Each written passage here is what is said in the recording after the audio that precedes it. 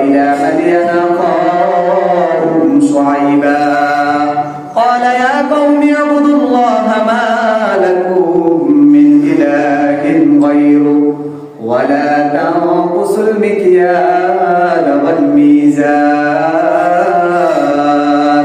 إني أراكم بخير وإني أخاف عليكم عذاب يوم محيط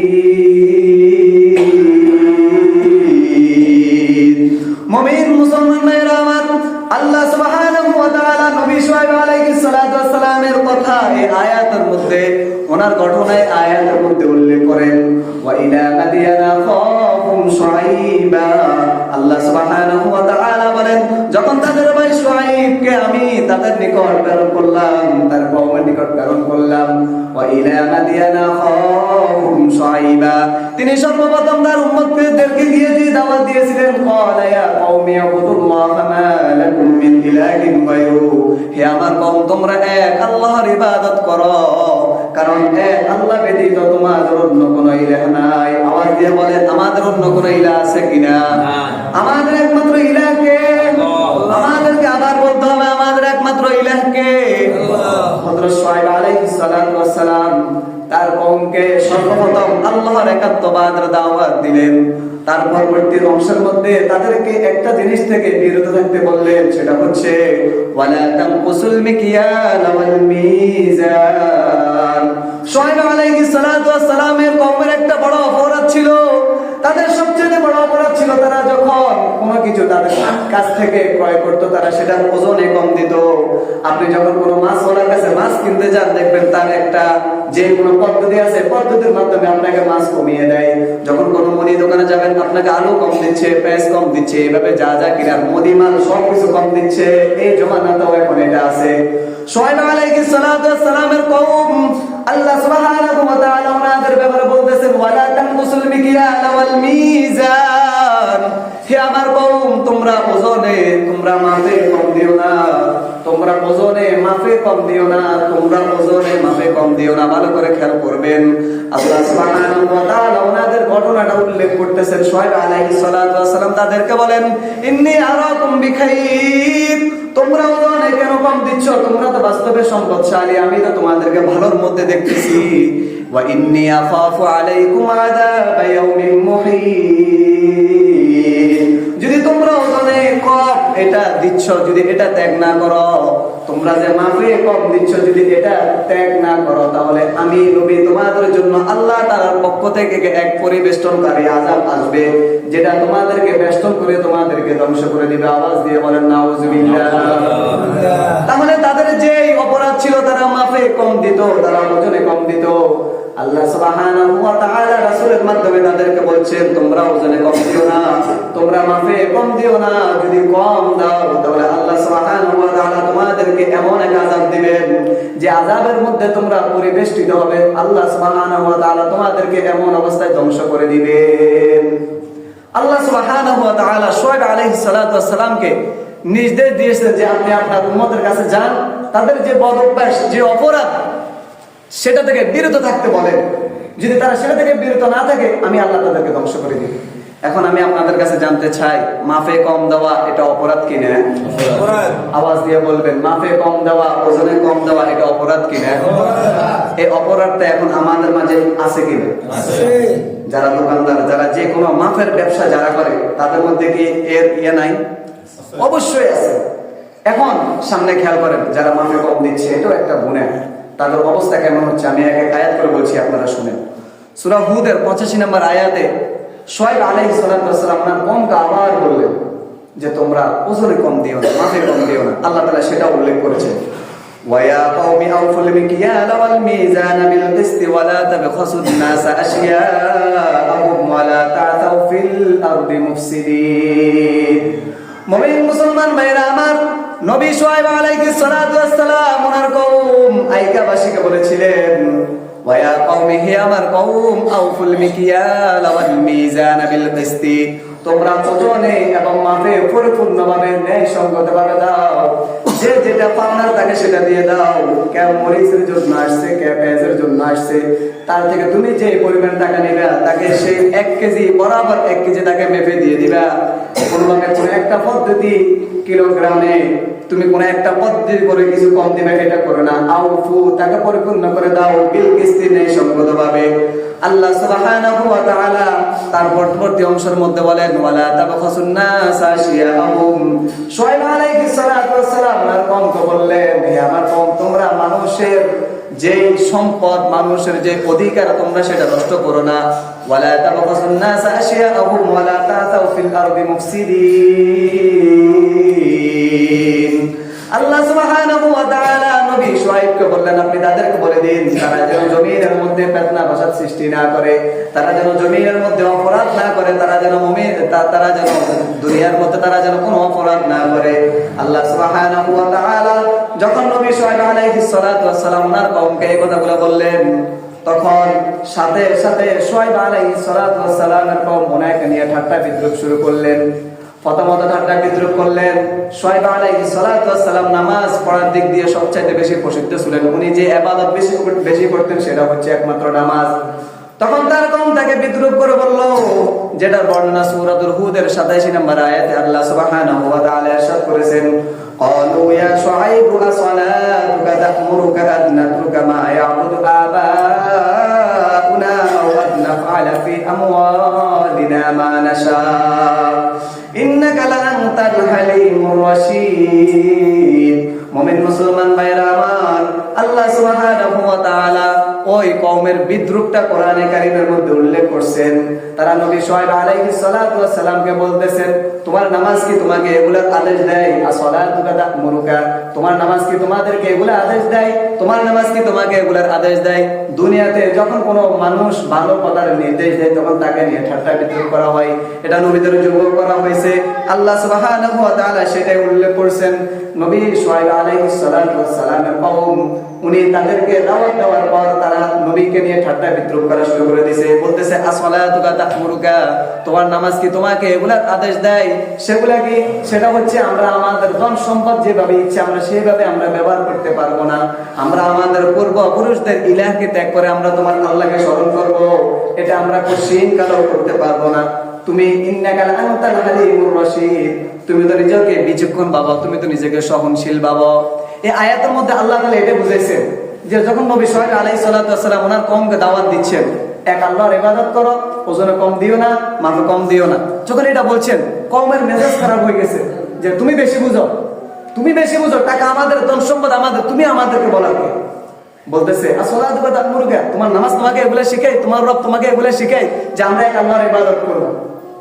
যখন নবী শুআয়ব আলাইহিস সালাতু ওয়াস সালাম ওনাদেরকে এসব কথা বললেন, তার প্রতি উত্তরে তার কওম তাকে এগুলা বলল, তখন তারা নবীকে আরো একটা হুমকি দিল যে আপনি যদি এগুলা থেকে ফিরে না আসেন, আমরা আপনাকে আমাদের এলাকা থেকে বের করে দিই। সে আয়াতের বর্ণনা আল্লাহ সুবহানাহু ওয়া তাআলা সূরাতুল আরাফের 88 নম্বর আয়াতে আল্লাহ সুবহানাহু ওয়া তাআলা ইরশাদ করেছেন, তাদের যেই তারা অহংকারী করেছিল নবী শুআয়ব আলাইহিস সালাতু ওয়াস সালামের সাথে, সেটার বর্ণনা, قال الملأ الذين استكبروا من قومه لنخرجنك يا شعيب والذين آمنوا معك من قريتنا أو لتعودن في ملتنا। আল্লাহ সুবহানাহু ওয়া তাআলা সেই কওমের বিদ্রূপের কথা নবীকে তাদের কওম থেকে বের করে দেওয়ার ঘটনা উল্লেখ করেছেন। তাদের মধ্যে যারা অহংকারী ছিল, কওমের নেতা ছিল, তারা শুআয়ব আলাইহিস সালাতু ওয়াস সালামকে বলেছিল, লানুখরিজান্নাকা ইয়া শুআয়ব, হে শুআয়ব, আমরা তোমাকে এবং তোমার সাথে যারা ঈমান এনেছে তাদেরকে আমাদের কওম থেকে বের করে দিব। ইয়া শুআয়ব ওয়াল্লাযীনা আমানু মাআকা মিন ক্বরিয়াতিনা, আমাদের গ্রাম থেকে তোমাদেরকে, আমাদের শহর থেকে তোমাদেরকে বের করে দিব। আও লাতাউদুন্না ফি মিল্লাতিনা, যদি তোমাদেরকে আমরা বের করতে না পারি তাহলে তোমাদেরকে আমাদের ধর্মের দিকে ফিরিয়ে নিয়ে আসব। তারা নবীকে কি বড় চ্যালেঞ্জ করলেন, হয়তো আমাদের গ্রাম থেকে বের হয়ে যাও, না হয় আমরা যেই ধর্মের অনুসরণ করি, আমরা আল্লাহকে এক মানি না, আমরা ওজনে কম দিচ্ছি, মাফে কম দিচ্ছি, তাহলে আমাদের দিকে ফিরে না আসো, না হয় আমরা তোমাদেরকে আমাদের গ্রাম থেকে বের করে দিই। খেয়াল করে দেখেন, নবী তাদেরকে দ্বীনে দাওয়াত দিচ্ছে, তারা নবী আলাইহিস সালাতু ওয়াস সালামকে ধমক দিচ্ছে, ঠাট্টা করছে, গ্রাম থেকে বের করে দিছে। যখন আল্লাহ সুবহানাহু ওয়া তাআলা এই অবস্থা দেখলেন, তখন নবী শুআয়ব আলাইহিস সালাতু ওয়াস সালাম আল্লাহ তাআলার কাছে একটা দোয়া করলেন। সেই দোয়া সূরা আরাফে 15 নম্বর আয়াতে ইরশাদ, আল্লাহ সুবহানাহু ওয়া তাআলা বলেন, রব্বানা ইফতাহ বাইনানা ওয়া বাইনা কওমিনা বিল হাক্কি ওয়া আনতা খায়রুল ফাতিহিন। নবী শুআয়ব আলাইহিস সালাতু ওয়াস সালাম আল্লাহ তাআলার কাছে দুইখানা হাত উঠাইলেন, দোয়া করলেন, ইফতাহ বাইনানা ওয়া বাইনাল কওম, হে আল্লাহ আপনি আমার এবং আমার কওমের মাঝে সত্যের চূড়ান্ত ফয়সালা করে দিন, আমার এবং আমার কওমের মাঝে সত্যের চূড়ান্ত ফয়সালা করে দিন। ওয়া আনতা খায়রুল ফাতিহিন, আই ওয়া আনতা খায়রুল হাকিমিন, হে আল্লাহ আপনি তো সর্বোত্তম চূড়ান্ত ফয়সালা দাতা। তারা নবীকে তাদের কম থেকে বের করে দিয়েছে, নবীর কথা তারা মানতে রাজি না, তোমরা ওদের কম দিও না, নবী এটা বলেছেন এক আল্লাহর ইবাদত করো, তারা মানতে রাজি না, তারা নবীকে তাদের কম থেকে বের করে দিচ্ছে। তখন নবী আল্লাহ তাআলার কাছে দোয়া করলেন, আল্লাহ আপনি আমার এবং আমার কওমের মাঝে চূড়ান্ত সত্যের ফয়সালা করে দিন, আমি সত্যের মধ্যে আছি নাকি তারা সত্যের মধ্যে আছে, আপনি সেটার ফয়সালা করে দিন। তখন সঙ্গে সঙ্গে রব্বুল আলামিন তাদের জন্য আকাশ থেকে রব্বুল আলামিন বিপদ, তাদের জন্য সংকট নাজিল করলেন। তারা নবী আলাইহিস সালাতু ওয়াস সালামকে আবার চ্যালেঞ্জ করলো, যখন নবী দোয়া করলেন তারা শুনলো যে আমাদের জন্য নবী দোয়া করতেছে, তখন তারা নবীকে বললেন, ফাসকিত আলাইনা কিসাফাম মিনাস সামা, হে নবী, হে শুআয়ব, তুমি যদি সত্যবাদী হয়ে থাকো তাহলে আমাদের জন্য আসমান থেকে টুকরো টুকরো আযাব নাযিল করো। নবীকে তারা চ্যালেঞ্জ করতেছে, নবীকে তারা চ্যালেঞ্জ করতেছে, সত্যের মোকাবেলা করতেছে। ফাসকিত আলাইনা কিসাফাম মিনাস সামা, আসমান থেকে তারা টুকরো টুকরো আযাব নাযিল করার জন্য তারা চ্যালেঞ্জ করলো নবী শুআয়ব আলাইহিস সালাতু ওয়াস সালাম। মুহতারাম হাজিরিন, তারপরে কি ঘটলো সেটা থেকে আমাদের জন্য শিক্ষণীয় বিষয়, তারপরে কি ঘটেছে সেটা থেকে আজকে আমাদের শিক্ষণীয় বিষয়, আমরা কি শিক্ষা গ্রহণ করতে পারবো উক্ত ঘটনা থেকে। তার পরবর্তীতে আল্লাহ সুবহানাহু ওয়া তাআলা সূরাতুল আরাফের 91 নম্বর আয়াতে আল্লাহ সুবহানাহু ওয়া তাআলা কওমের সাথে কেমন আচরণ করেছেন আল্লাহ সুবহানাহু ওয়া তাআলা সেটা উল্লেখ করেছেন। আল্লাহ সুবহানাহু ওয়া তাআলা বলেন, ফাআখাযাতুহুমুর রাজফাতু ফালাসবাহু ফি দিয়ারিহিম জাসিমিন। আল্লাহ সুবহানাহু ওয়া তাআলার কওমের জন্য আকাশ থেকে ভূমিকম্প নাযিল করলেন। ফাআখাযাতুহুমুর রাজফাতু ফালাসবাহু ফি দিয়ারিহিম জাসিমিন। আল্লাহ সুবহানাহু ওয়া তাআলা বলেন তাদেরকে ভূমিকম্প এসে পাকড়াও করলো।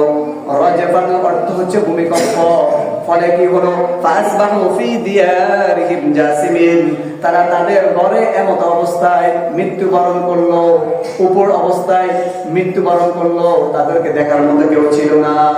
যখন রবের পাকড়াও আসবে, আপনি যত বড় সম্পদশালী হন না কেন, নবী তো বলেছেন, ইন্নী আরাকুম বিখাইর, তোমরা সম্পদশালী আমি দেখতে পাচ্ছি, তারপরে কেন তোমরা ওজনে কম দাও? তার মানে তারা আমাদের থেকে অনেক বড় সম্পদশালী ছিল। যখন নবী শুআয়ব আলাইহিস সালাতু ওয়াস সালাম আল্লাহ তাআলার কাছে দোয়া করলেন, তারাও চ্যালেঞ্জ করলো, সাথে সাথে তাদেরকে ভূমিকম্প দিয়ে আল্লাহ তাআলা ধ্বংস করে দিলেন। তাদের ধ্বংস বর্ণনা আল্লাহ সুবহানাহু ওয়া তাআলা সূরাতুল হুদের 94 নম্বর আয়াতে 95 নম্বর আয়াতে অন্যভাবে উল্লেখ করেছেন। সেটা শুনে আরো অবাক হবেন। আল্লাহ সুবহানাহু ওয়া তাআলা বলেন, ওয়াখালাতিল লাযীনা যালামুস সাইহাতু ফাসবাহু ফি দিয়ারিহিম জাসিমিন কাআল্লাম ইয়াগনাউ ফিহা। আল্লাহ সুবহানাহু ওয়া তাআলা বলেন তাদেরকে এমন একটা আযাব পাকড়াও করলো, তাদেরকে ভূমিকম্প এমন ভাবে পাকড়াও করলো, তারা তাদের ঘরে এমন অবস্থায় শুয়ে রইল, উপর অবস্থায়, কাআল্লাম ইয়াগনাউ ফিহা। আল্লাহ তাআলা তাদেরকে এমন ভাবে ধ্বংস করলেন যেন পূর্বে এখানে কেউ বসবাসই করে নাই। আওয়াজ দিয়ে বলেন নাউযুবিল্লাহ। এমন ভাবে ধ্বংস করলেন আল্লাহ সুবহানাহু ওয়া তাআলা, এখানে যেন পূর্বে কেউ বসবাসই করে না, এমন ভাবে ধূলিসাৎ করে দিলেন, নস্যাৎ করে দিলেন। তাদের অপরাধ ছিল এক আল্লাহর সাথে তারা শরীক করেছিল, তাদের অপরাধ ছিল তারা ওজনে কম দিত। এখন আপনারা চিন্তা করে দেখেন যে আজকে আমাদের দেশে পুরা বিশ্বে জুড়ে ভূমিকম্প হচ্ছে, কেন হচ্ছে? এক সপ্তাহে 2-3 বারও হচ্ছে, কেন হচ্ছে? আমরা খুঁজতেছি বাঁচার জন্য, অথচ কি করলে আমরা বাঁচতে পারবো আমরা সেটা থেকে বাঁচার জন্য প্রস্তুত নয়। শুআয়ব আলাইহিস সালাতু ওয়াস সালামের কওমকে আল্লাহ সুবহানাহু ওয়া তাআলা ধ্বংস করেছেন ভূমিকম্প দিয়ে। তাদের অপরাধ ছিল তারা এক আল্লাহর সাথে শরীক করেছিল। 2 নম্বর তাদের অপরাধ ছিল তারা ওজনে কম দিত, মাপে কম দিত, তারা ফিরে আসে নাই। এজন্য রব্বুল আলামিন তাদের ভূমিকম্প দিয়ে ধ্বংস করলেন। কেমন ধ্বংস করলেন? কাআল্লাম ইয়াগনাউ ফিহা, যেন এখানে তাদের বসতিতে আগে কেউ কখনো বসবাস করেনি। তো এখন সিদ্ধান্ত আমাদেরকে আজকে এই মজলিস থেকে, বয়ান থেকে আমাদেরকে নিতে হবে। আমরা যারা নামাজ পড়ি না, 5 ওয়াক্ত নামাজ পড়তে পারি না, আমাদেরকে 5 ওয়াক্ত নামাজ পড়তে হবে। আমরা যারা দান সৎকার করি না, আমাদেরকে দান সৎকার করতে হবে। আমরা যারা গুনাহের মধ্যে লিপ্ত, রাতে আড্ডা দেই, মদ গাঁজার সাথে আমরা লিপ্ত থাকি, আমাদেরকে এগুলা থেকে ফিরে আসতে হবে। আমাদেরকে নামাজ ধরতে হবে, রোজা ধরতে হবে, দান সৎকার ধরতে হবে, গুনাহের কাজ আমাদেরকে ছেড়ে দিতে হবে। তবে রব্বুল আলামিন আমাদের উপর খুশি হবেন। আর যদি আপনি আপনার মতো করে জীবন যাপন করেন, নামাজ পড়েন নাই, এখনো পড়েন না, রোজা রাখেন না, এখনো রাখেন না, দান সৎকার করেন নাই, এখনো করেন না, তাহলে রব আপনার সাথে তেমনটাই আচরণ করবেন যেমনটা আপনি রবের কাছে পাঠান, তেমনটাই আসমান থেকে নাজিল হবে। এখন কি নামাজ আজ থেকে আমরা ধরবো তো? ইনশাআল্লাহ। সবাই বলেন, আজ থেকে আমরা নামাজ ধরবো তো? ইনশাআল্লাহ। আমরা দান সৎকার করবো তো? ইনশাআল্লাহ। এখন একটা বিষয় দেখা যায়, মানুষ দান সৎকার করতে চায় না, যে আমার টাকা শেষ হয়ে যাবে, আমার টাকা শেষ হয়ে যাবে। মিয়া একটা কথা, একটা হাদিস, বিশাল বড় হাদিস, এখন বললে সময় শেষ হয়ে যাবে। মুসলিম শরীফের 2581 নাম্বার, নেটে সার্চ করবেন, আসবে। ওই হাদিসটা আপনি খুলে দেখেন, জান সৎকার ব্যাপারে রাসূল সাল্লাল্লাহু আলাইহি ওয়াসাল্লাম কি বলছেন। আপনি দুনিয়াতে খাচ্ছেন, বাড়িঘর করছেন, যখন আপনি মারা যাবেন, শেষ, আপনার সাথে কি যাবে? 3টা জিনিস যাবে। আপনার সাথে বেশি কিছু যাবে না, 3টা জিনিস যাবে। দুনিয়াতে থাকা অবস্থায় যেই টাকা আপনি আল্লাহ তাআলার রাস্তায় সৎকার করছেন, আপনার সাথে ওই নেক আমলটা যাবে।